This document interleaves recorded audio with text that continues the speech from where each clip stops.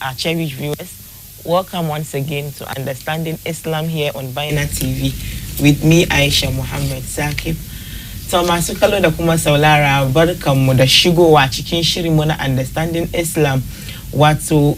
fahimtar musulunci kenan, shirin da muke zuwa da malumma don a fahimtar da mu kuma a falkar da mu game da shanin addinin mu.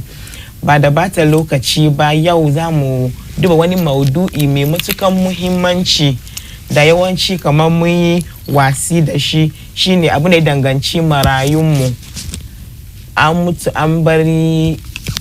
yaro ko yara, ya kamace a yi zama da su, mai musulunci ya ce mu yi, duk yadda aka bar ma maraya za a yi, waye cancanci ya rika, ya abinda dai shafi maraya duka insha Allah muna cikin gida da babban malaminmu wato imamu na Newtown Pig Farm kenan, wanda kuka san shi sosai, Imam Abdulrazak Idris Alhassan, inda zai nuna mana hakkin marayu akan wanda suke da marayu a cikinmu, menene hakkin maraya na akanmu da Allah da manzo suka aji. So our dear viewers, our topic for discussion today is the rise of an orphan in Islam. Some of us have orphans with us. Sometimes we don't know how to deal with them, or let's say maybe sometimes we due to forgetfulness, okay? So who is supposed to take care of the orphan, the orphan's property? Who's supposed to keep them? When is the right time to give back the orphan's property to them? And so many others will be learned today, inshallah. And our guest for today, though he's not a guest because he's been popular on the show, Imam Abdulrazak Idris Al-Hassan will take us through this topic, inshallah. But let's not forget our sponsors, Jamila Home. Jamila Home, she deals in furniture. If you need furniture, the presidential types, ministerial, being it royal, you need furniture for your offices, for your homes, everything furniture, please do contact Jamila Homes. We have her contact there on the screen. Then again, today I'm clothed by Ramo Fashion. Ramo Fashion is into fashion and designing, and again she's inviting all women to the maiden edition of Ramo Fashion exhibition. This aim is to portray the beauty of Islam through fashion and create employment in the fashion industry, among others. And the date is Saturday, 24th of December 2022, and the time is 10 a.m. and the venue is Husky Hall, Asawasi Market, opposite Kumasi Central Mosque. And note, it's for women only, okay? It's women only. So men are not invited, please. So Ramush Fashion is inviting X to her maiden fashion exhibition, and he's inviting all females to be there at the Husky Hall at Asawasi Market, 10 a.m. on the 24th of December 2022. So let's go back to our guest. Now, Malam Sanda Zwa. Alhamdulillah. To yanda dai muka ce yau za mu duba ne game da shanin marayu. To na farko dai na san malam zai muna wa ake ce ma maraya, ko wane maraya, wanda umman shi ta mutu ne maraya ko wanda baban shi ya mutu. Na malam. A'udhu billahi minash shaitanir rajim. Bismillahir rahmanir rahim. Alhamdulillahi rabbil alamin, wassalatu wassalamu ala rasulillahi al-karim wa ba'd. Bayan mun gode wa Allah, muka yaba ma annabi Muhammad sallallahu alaihi wasallam, sira da aminci Allah su tabbata gare shi da shi da matansa da abokanansa da dukan waɗanda ke kokari dare da rana su bi diddigi, su bi hanya na annabi Muhammad sallallahu alaihi wasallam zuwa ran tashin alkiyama. Allah ka samu na cikin su. Amin. Na farko, idan aka ce maraya ko kuwa al-yatim, shine maraya. Maraya a cikin addinin musulunci, wannan nuna mana kaman addinin musulunci ga addini ne wanda yake ba taba samun irin shi cikin duniya ba. Musulunci yayi daban da kowane addini da ubangijinmu Allah ya soko da shi. Musulunci Allah ya zabe shi. Me yasa? Saboda ba wani addini a cikin duniya wanda ta zo ta wuce, ba wani addinin da ya taba magana gaba daya game da maraya kamar musulunci. Ba wani littafi, ba wani book, ba bible, ba wani book ne ya magana cikin game da maraya. To wanke nuna maka musulunci bai bar komai ba, ma farratuna fil kitabi min shay, ba abin da musulunci ya bari sai dai wanda ba karanta ba. Shi yasa idan ka zo ka ce maraya, abu ne wanda yake da muhimmanci sosai, saboda yana tare da mu kuma yau da kullum, da mu da muke da rai ma ba mu san ya za mu kare da mu da yaran mu ba. Ubangijin mu Allah ka sa mu kare lafiya. Amin. Shi yasa in an ce al-yatim, maraya, huwa man mata abuhu wa huwa duna al-bulugh. Man mata abuhu wa huwa duna al-bulugh shine wanda ubansa, a musulunce kenan, a musulunce wanda ubansa bi mana baba, wanda baba ya bar duniya, wannan yara ko yaron ko yariyan bata mallake hankalinta ba, me shi bai balaga ba, me shi bai hankali ba, bai girma ba, to lokacin nan wannan suna za a dibiya ma wannan yara ko a dibiya ma wannan yaro ko yariyan har lokacin da za su mallake hankalinsu, lokacin da zai maciyo ya samu hankali, ya samu ganewa, to lokacin shi sunan maraya ne ya fita kan shi. Yasa sunan maraya bai saura kan mutum har ya mutu. Sunan maraya bai saura kan mutum har lokaci mai tsawo, lokaci kadan ni zuwa wani lokaci kadan shi sunan ya bace. Shi yasa sunan nan na somawa lokacin da uba ya bar duniya, sai yaran ba su yi girma ba, amma lokacin da yaran suka balaga, to lokacin nan maraicin nan cewa marayan nan sha barki da yaran haka. Domin annabi Muhammad sallallahu alaihi wasallam ya ce cikin hadis, la yutma ba'da al-ihtilam wala yutma ala jariyatin idha hiya hadat. Idan yaro aka rasu an ka bar shi, sai ana mallakan kudinsa, in yana da kudi kenan ba a bashi kudin domin yaro ne, a rika kudin nan saboda kada ya yi yarantaka da kudin, ya yi girma ya zo yana wahala kamar waɗanda suka rika kudin sun ci ko ba su ci ba, da an ka bashi kudin ya yi yarantaka da shi ne. Allah ce kada a bashi kudin, a rika wannan kudi, a mallake wannan kudi har lokacin da zai mallake hankalin shi. Shi ne wani lokaci in ta bangaren namiji ne, lokacin da yaron ya yi mafalki na shahawa, to lokaci yana nuna balagan yaro kenan. Idan mace ce kuma in ta fara haila, ita kuma ta fita cikin marayu. Amma duk da wannan maluma su yi magana,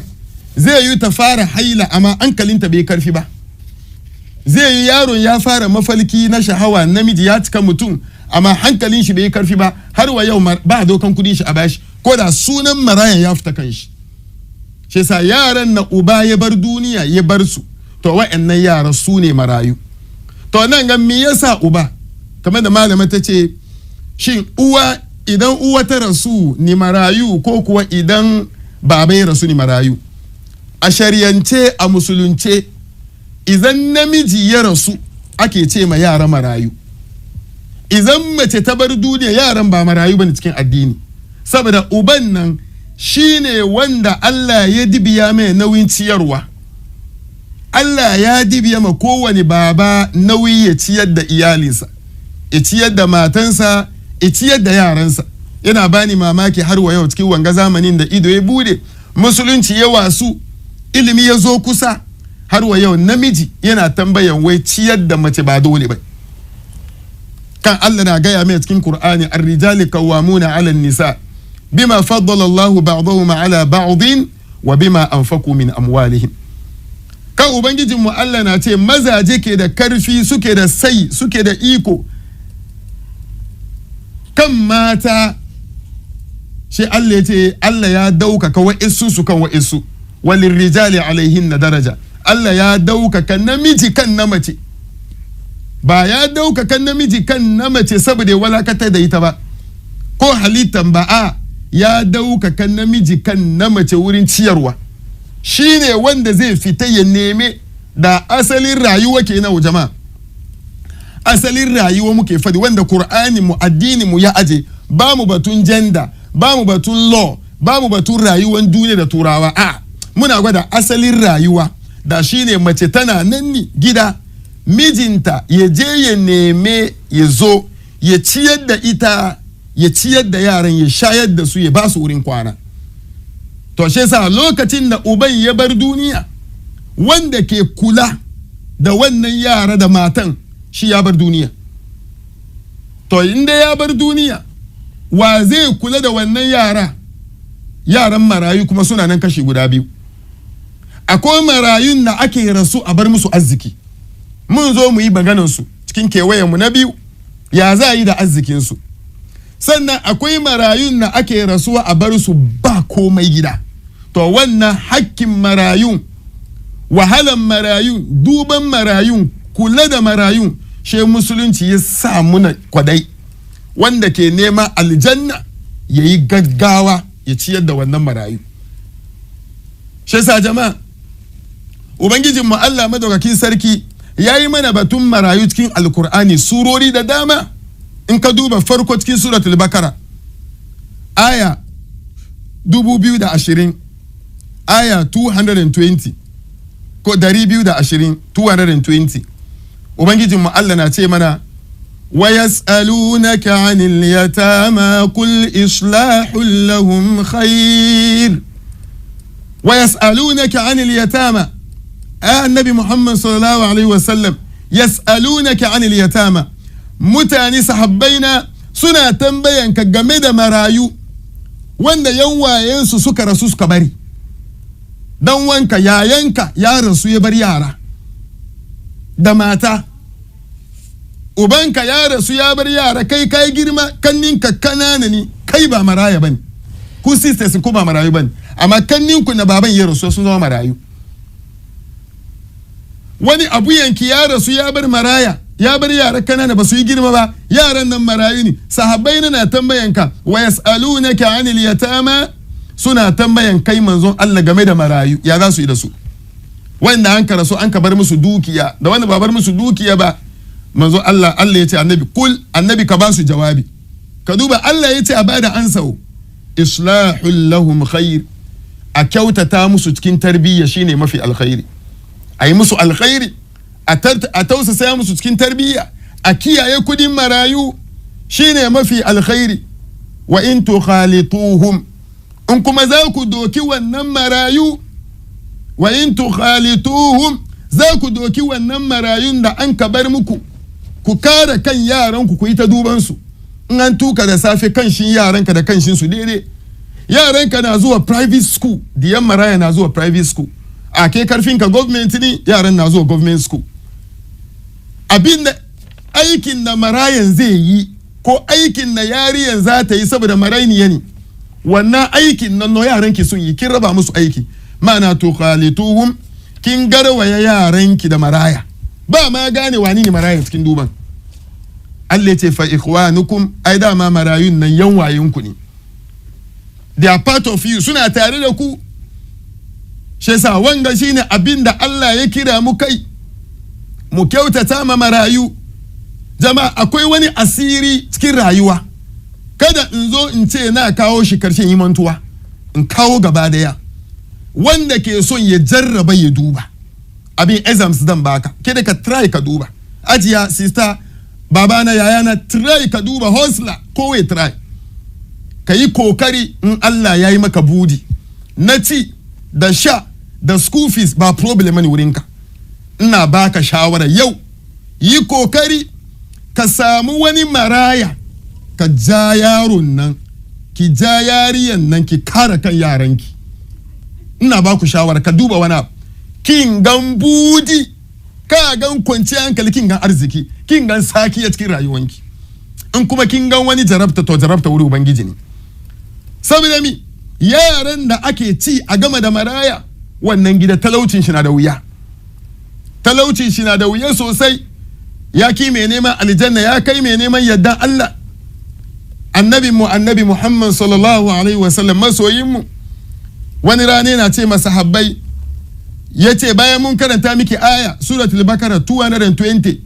Allah yace kul islahu lahum khair a kyautata ma marayu shine mafi alkhairi a kyautata musu cikin magana a kyautata musu cikin magana a kyautata musu cikin reno a kyautata musu wurin ci abinci da komai ayi musu alkhairi shi annabi Muhammad sallallahu alaihi wasallam yace mana cikin hadis yace ana wa kafilul yatim fil jannati hakadha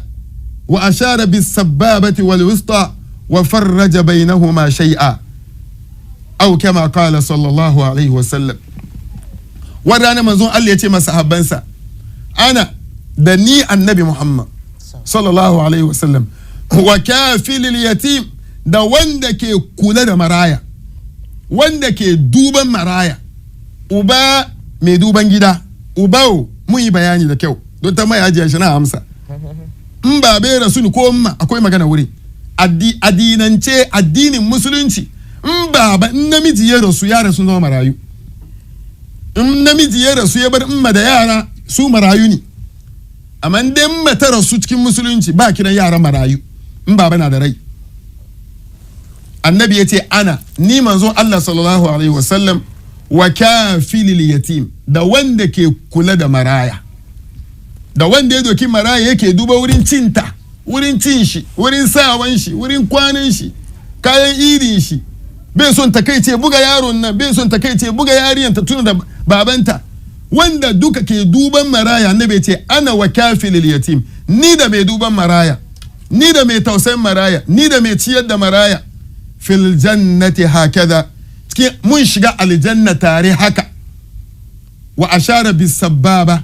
she manzon Allah ya nuna da hannunsa ya nuna yasosin annayensa guda biyu as-sababa wal wista annayen mu guda biyar na sakiyan nan yana da sauka dan wanda ke bin na sakiya kamin babban shi ma yana kusa da shi wa farraja bainahuma fi shay'a she manzon Allah ya raba tsakanin su haka kenan ka duba annabi na nuna maka mafi kusanci irin kusanta wanda mai duba maraya zai kusa da annabi cikin aljanna kai ni wa ka kusa da annabi cikin aljanna annabi Muhammad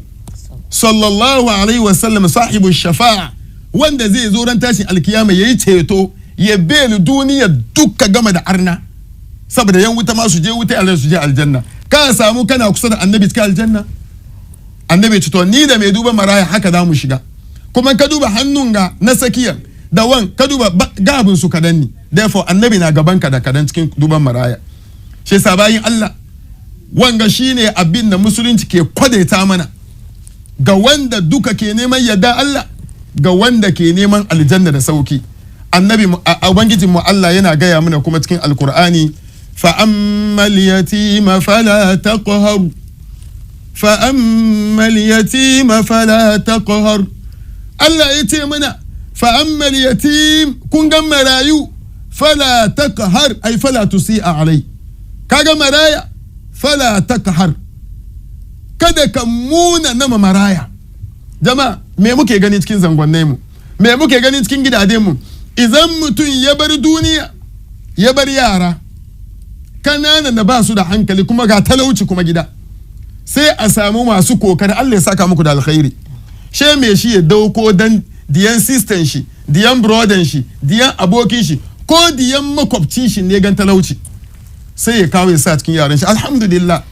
amma in kaga an wuce school yara na aiki gida yariyan marainiyan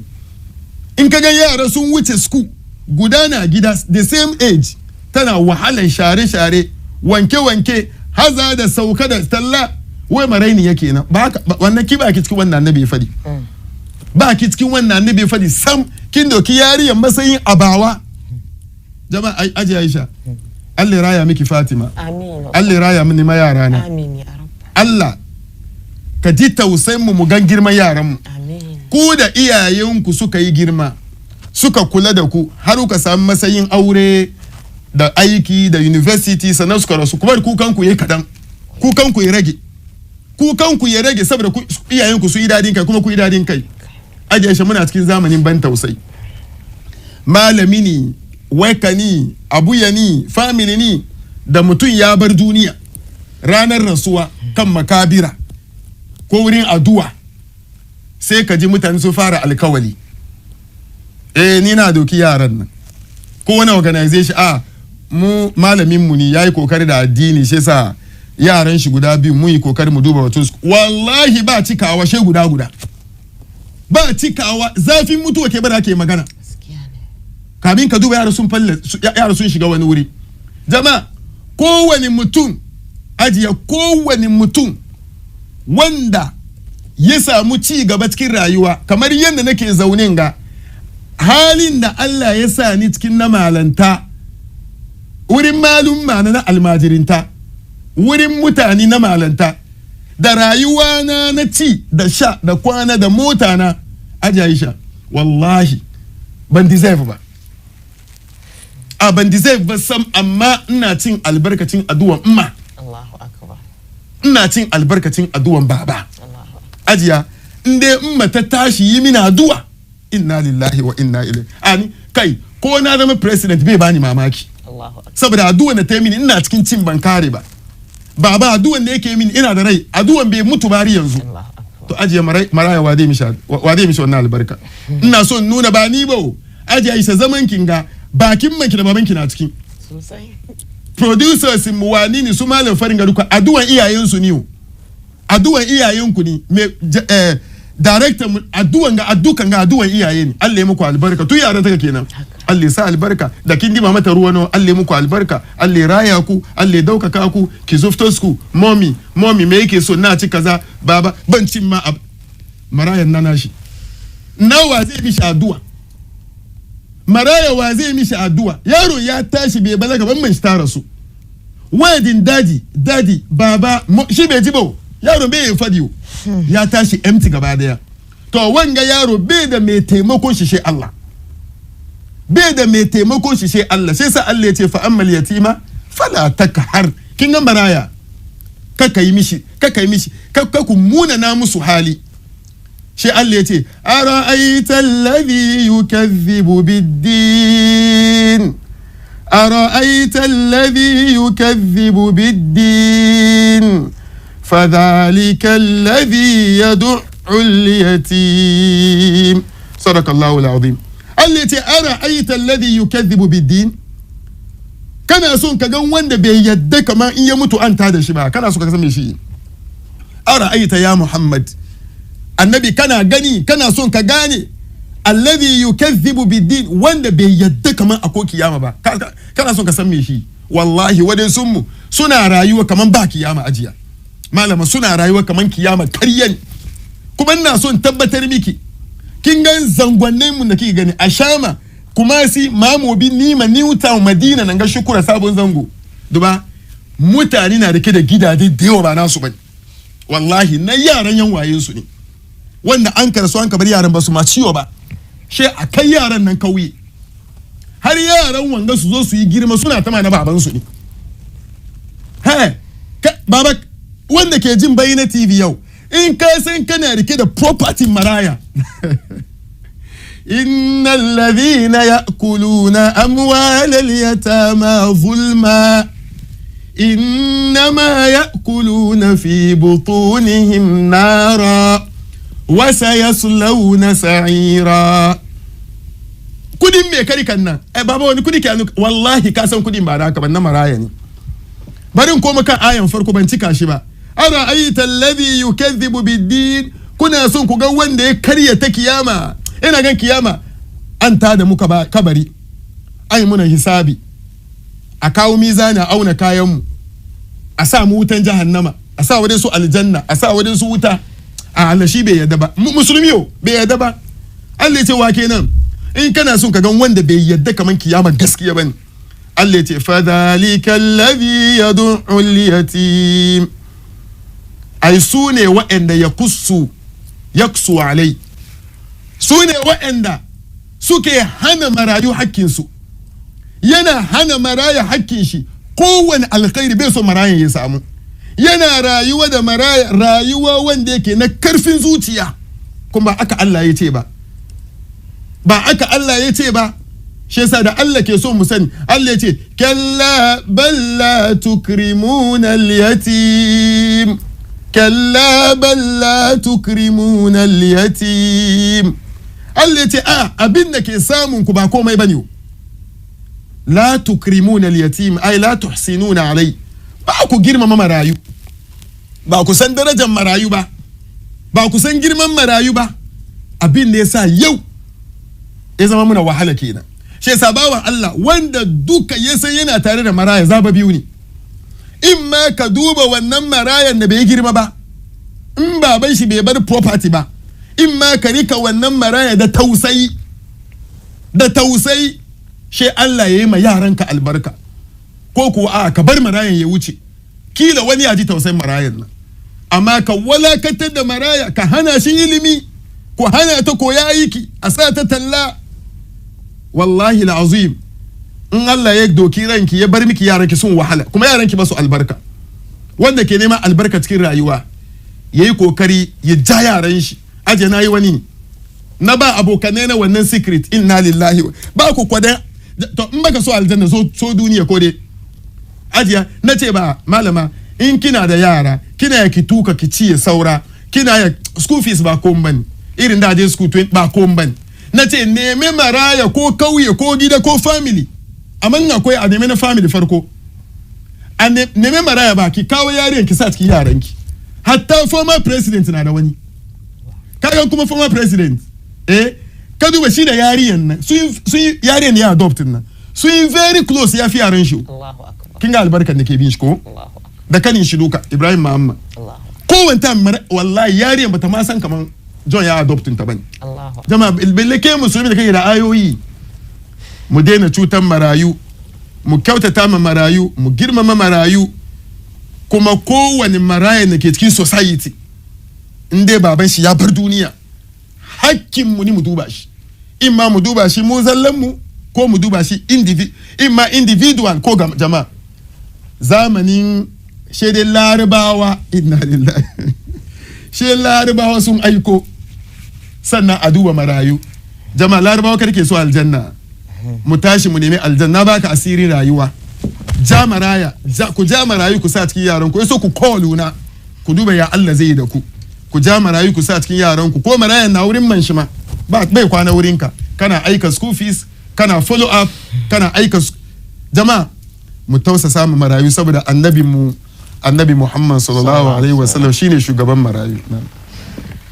So our cherished viewers, if you just joined in, we are with Imam Abdul Razak Idris Al-Hassan, where we are discussing the rise of an orphan in Islam. In fact, Malam has spoken a lot. Malam has read out verses, ahadith, and some are very frightening. May Allah grant us the means to take good care of the orphans we have. So first and foremost, Malam says there's no religion that has spoken on how or the rise of an orphan. This tells us how complete Islam is, and in fact Islam has left nothing untouched.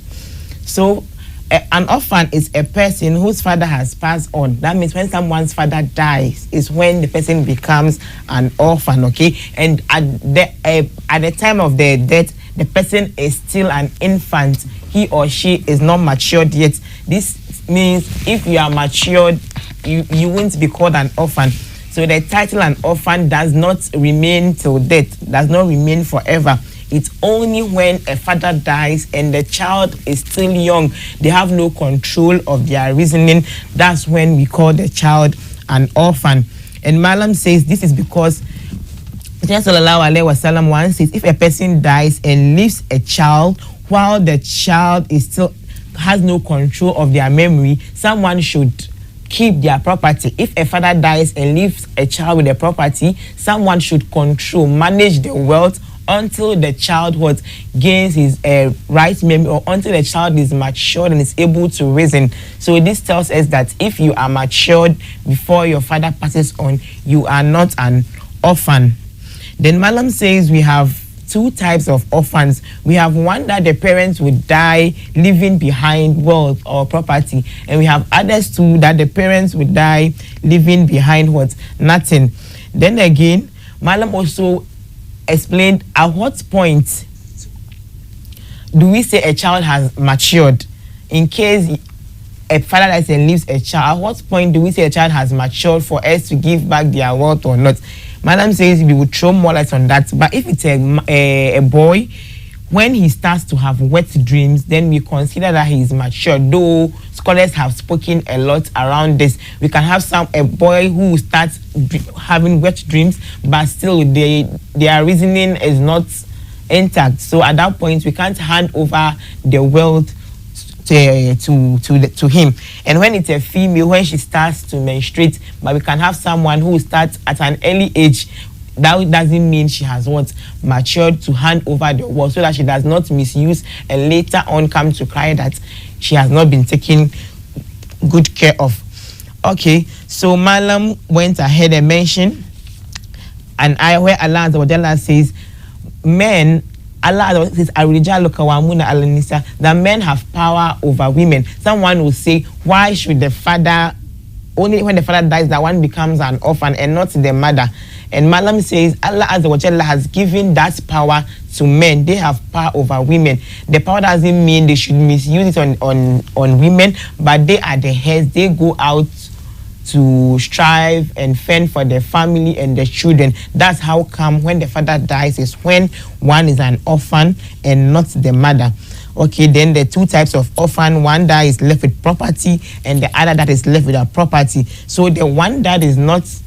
left with any property, Islam has put on the society or individuals to cater for that person, and it comes with numerous rewards. So in Quran verse 22, that's Surah Baqarah,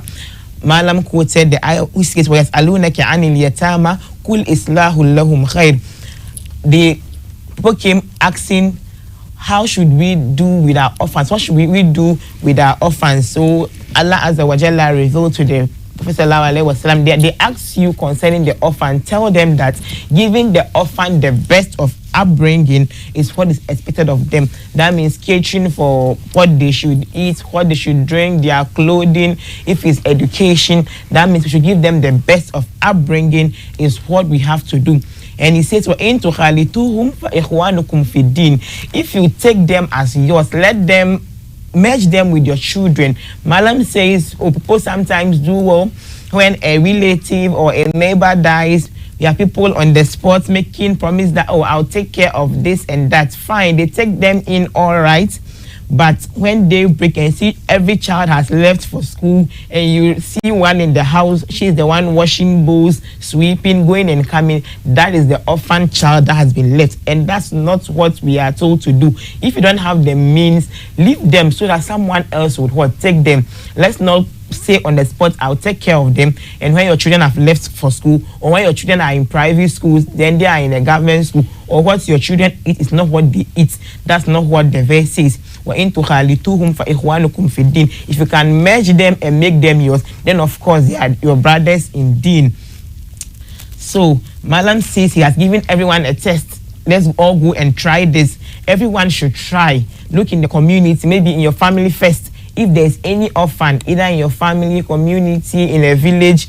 and you have the means, just take one orphan and make them yours. Let's merge them with your kids and see what Allah Azza wa Jalla is going to do with you. Poverty would not even knock your door. In case it even comes, it's still a test from Allah Azza wa Jalla. So this is an homework for all of us, those who have the means. Go take one orphan, take care of them like yours, and see what Allah Azza wa Jalla is going to do with you. The Malam also quoted a hadith from the Prophet sallallahu alaihi wasallam after the verse, Kul Islam lahum khair, being good to the orphan is good. Prophet sallallahu alaihi wasallam says, he says, I and the person that takes care of an orphan will be like this in heaven, putting together his index finger and the middle finger. That tells you how close the person would be with the Prophet sallallahu alaihi wasallam in heaven. Whoever takes care of an orphan, catering for their needs, food, clothing, education, giving them the best of upbringing, would be like this with the Prophet in heaven, where you put together his index finger and middle finger. That tells you how close the person would be in heaven with the Prophet sallallahu alaihi wasallam. Then Allah says in the Quran, فَأَمَّا الْيَتِيمَ فَلَا تَقْهَرْ. He says, do you see an orphan? Let's not be wicked to the orphan. let's not be wicked to the orphan, is what Allah Azza wa Jalla says. Then in some verses he says, do you want to know the person who does not believe in the last day, who does not believe in judgment? Do you want to know that person, though he is living, but he doesn't believe that he's going to die and be brought back again? Do you want to know that person? He says, for that they are those that deny the orphan of their right. So if you are someone who denies the orphan their right, it seems you do not believe in the final day. You do not believe that judgment day would come. Then Malam also quoted a ayah that says, Kella balla tukrimun al-yatim. Says, do you know our problem? It's all because we do not value the orphan. That's what our problem is. So let's all try, if we have the means, take one orphan or two based on your means and treat them like yours and see what Allah Azza wa Jalla is going to do with you. So Malam has advised us that if you know you don't have the means, don't promise on the spot, due to, we all know how painful that is. Then people will say, oh, nah, I'll take this, I'll take that. And afterwards, they don't treat them. They are not going to get all these favors that come with what? Treating the orphan, like being together with a Sallallahu Alaihi Wasallam in heaven. So if you don't have the means, please leave it for those who would want to do. Let's not forget, I was clothed by Ramo Fashion, and he says on 24th of December she is doing her grand exhibition at Asawasi Market. So inshallah he's inviting all females to join her, and the time is 10 a.m. and the venue is Haske Hall, Asawasi Market, opposite the Kumasi Central Mosque, and it's strictly women only, please. Then again, Jamila Homes, she deals in furnitures. For all your furniture needs, don't forget to contact Jamila Home. If you want the ministerial, presidential, royal, you need furniture for your homes, offices, Jamila Homes, her contact would be displayed on the screen for anyone that wants to meet with her. Okay, so we go back to Malam to enlighten us on the rise of orphans in Islam. So Malam, mungo de da bayani da yawa da aka yi mana. To Malam, ko akwai wani sauran bayani game da shanin maraya? Sana Malam, na san dai ka ce in matar rasu yaro ba maraya bane. Ka iske wata umma ita ne nauyin gidan, wurin ciyarwa, shayarwa, ita ke biyan. Isa wanga halwa yawan tara su kenan ya zai da yaro tunda an ce ba maraya bane. Wani ya dauki ne ko dai lokacin baban dai tashi so aiki ya zai. To tambayan na malama kika kawo, kin kawo tambayan da yake ya shafi al'umman mu. Domin abin da yasa musulunci ya aje man mata abuhu min al-adamiyyin wa huwa duna al-bulugh, wanda uban shi ya bar duniya cikin ƴaƴan annabi Adam, mu mutane kenan. Wannan mutum bai yi girma ba, bai mallaki hankalin shi ba, shine maraya. Shi yasa muka ce ayoyin ga duka na zuwa kan waɗannan mutane ga wanda yazo taimake su. To malama na tambayan wai to muna cikin Afrika nan ga. Asali mata ar-rijali kawamuna, asali mata ke ciyar da maza ke ciyar da gida, su ciyar da yara, su ciyar da uwa. To she yazo da mana ka mun samu kanmu cikin Afrika wanda yanzu matan kuma na kokari, har yazo ke wa'esu matan sun doki responsibility na maza full, domin rayuwar aure na nan guda biyu.